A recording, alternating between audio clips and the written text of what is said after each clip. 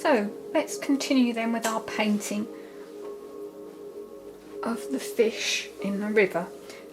We'd got as far as looking at the calligraphy, and let's have a look at that. We'll have a practice go at that before we put it on the painting. So we need to prepare the brush that we're using by making sure that we've got all the excess moisture out of it. I'm dragging it here across my paper towel, and as I do so I'm twisting it in my fingers to encourage the brush to come to a nice point.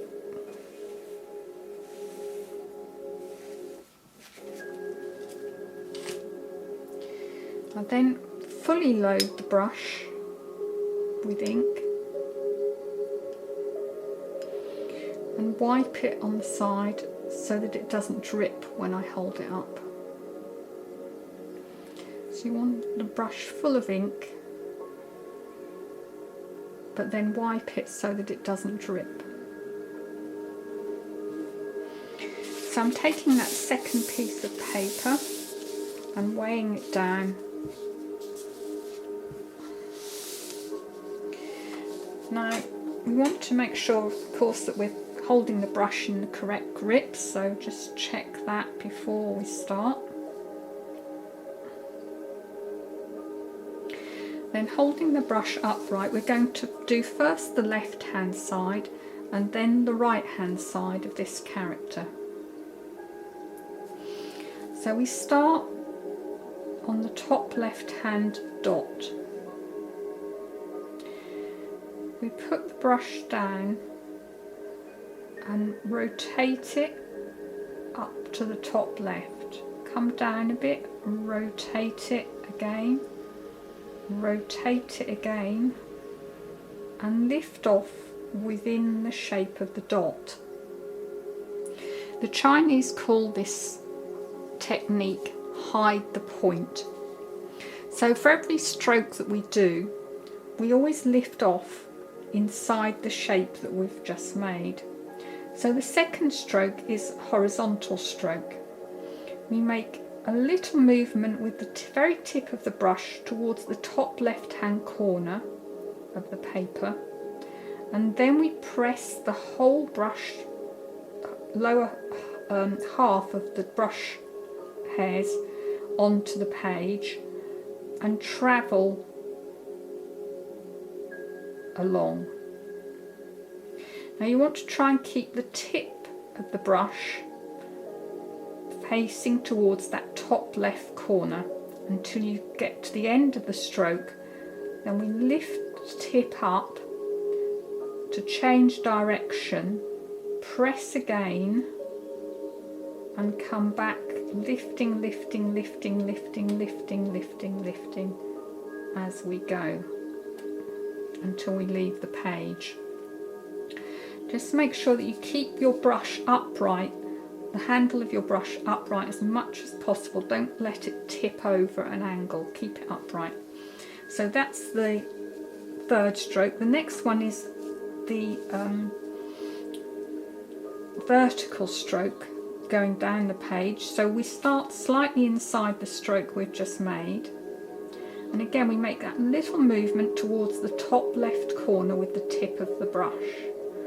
You then press so that about half the length of the hairs of the brush are contacting the paper, and move down the page. As I get to the end of the stroke, I start to lift and I change direction so that I tuck the finish of the stroke back in to the shape that I've made. We've now got another dot to do near to the top of that stroke. So again, it's a circular motion. We start within the shape, go around, around, down a little bit, around again, and lift off within the shape. So that's the first side done. Now let's have a look at the second side. So we start again with another horizontal stroke. So we put the very, very tip of the brush onto the page and make a slight movement to the top left before lowering the brush. We then move the brush along, but try and keep the tip of the brush pointing towards that top left-hand corner. Don't let it slip and sort of escape from the pressure that you've put the tip under. As we get to the end, we again come down to the lower part of the shape, then come round and back up into the shape, so that we lift off within the shape. So once more we're going to do a downward stroke, so that little tiny starting movement, then a press, come down the page, and as you get to the end of the length, rotate the brush and tuck back in, lifting off within the shape.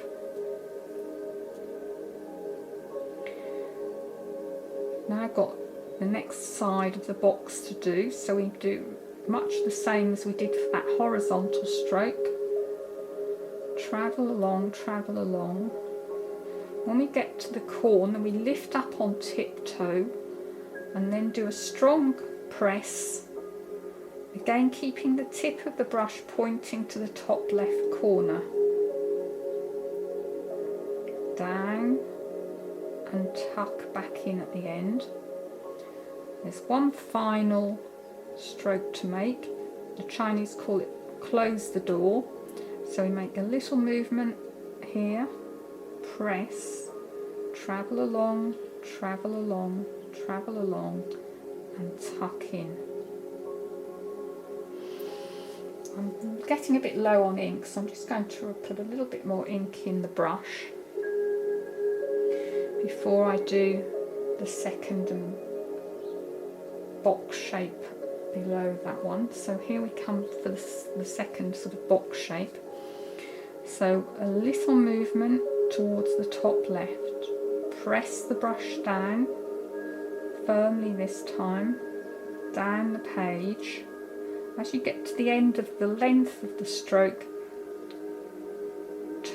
pivot the brush tip round and lift off within the shape.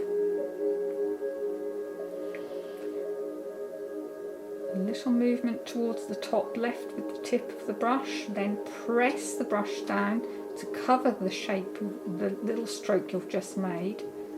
Travel along, but keep that brush tip facing towards the top left corner. As you near the end, lift up onto tiptoe of the brush and then press firmly again, travelling down and tucking in at the bottom.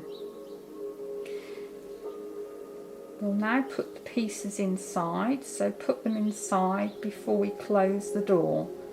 So horizontal always before the vertical.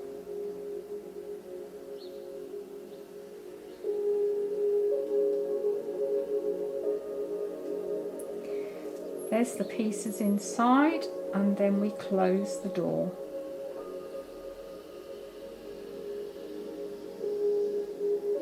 So there's our character for Fu, or good fortune. You should aim to get a 45-degree slant here and here on those two box shapes. You'll probably want to practice this a few times before you have a go at doing it on your painting, because we'll need to do it much smaller to fit the scale of the painting. So let's now look at putting it on our painting. So in order to put it on the painting, because we're needing to work much smaller, we will want to have less ink in the brush to give us better control. So I'm going to take some of that ink out now. The general rule with this is the wetter the brush, the faster you need to move it.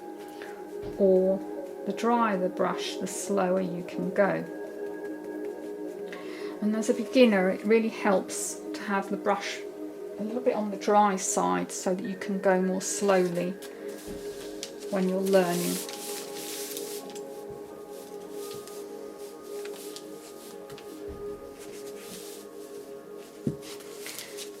So let's position our paper now so that we can do the character there in the painting. So I've made the brush much drier, so I should now be able to do that character again smaller without so much difficulty.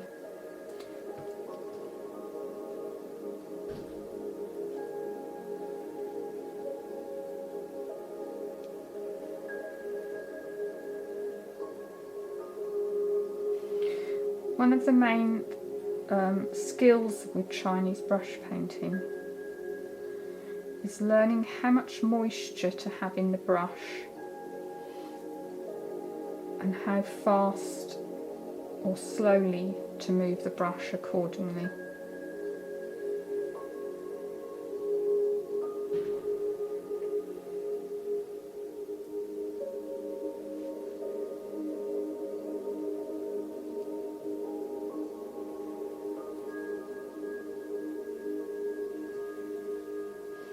The strokes are always done in the same order, following the rules of top to bottom, left to right, horizontal before vertical, and put anything inside before closing the door. So the only thing we have left to do on our painting now is the branches, and the leaves should be dry enough by now to put the branches in. So let's just practice 1 or 2 branch strokes before we put those onto our painting. So going back to my scrap piece of paper, our practice piece of paper, just check that you haven't come away from that brush grip that we always use in Chinese painting, and then bring the brush up to the upright position. So to do the branches, we can go travel along, lift up, put the brush down, travel along, lift up, put the brush down, travel along, lift up, and so on, so that we get a slight gap in between each of those strokes. And we can then use those as the sort of growth point from which to do another branch.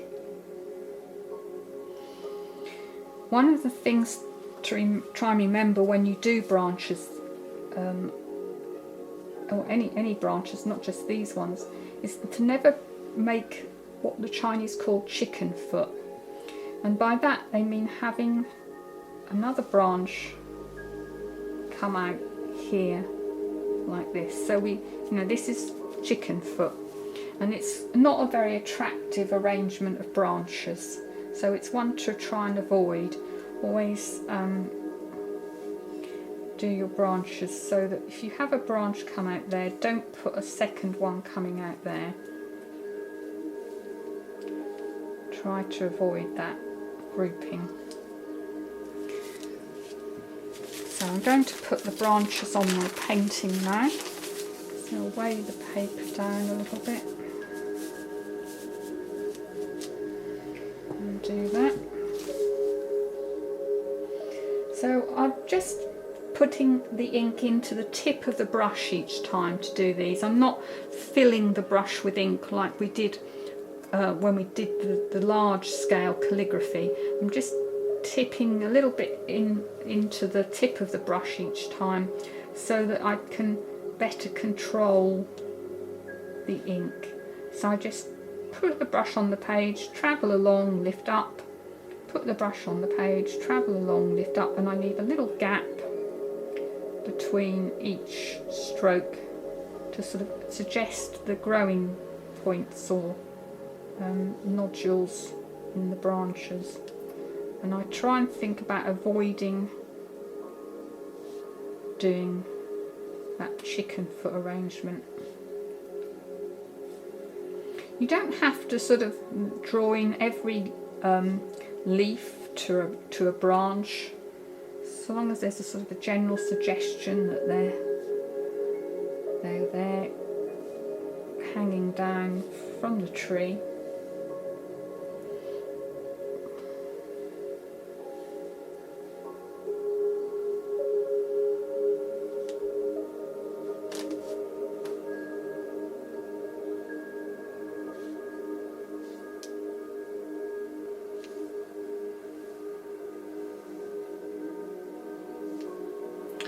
So there's that part there done. Let's do some over here.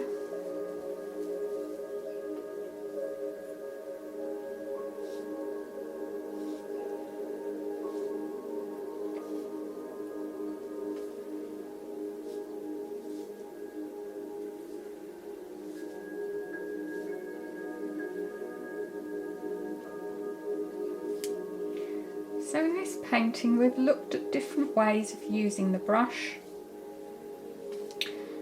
and ways of loading the brush with different colours so that we get more than one colour on the brush.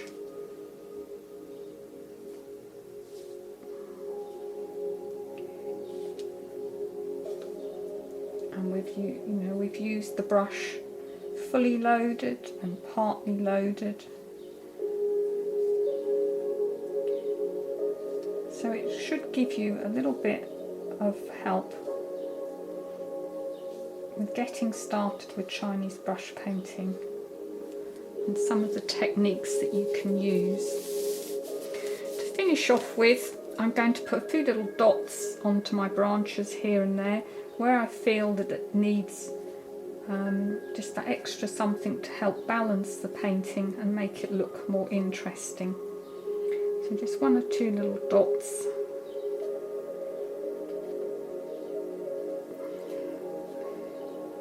Here and there to finish the painting off. So I think we've finished that now. I hope you've enjoyed following this demonstration.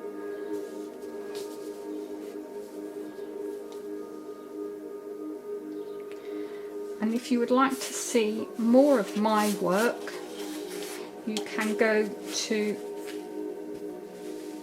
etsy.com/shop/Anne Fairchild Art to see some more of my work.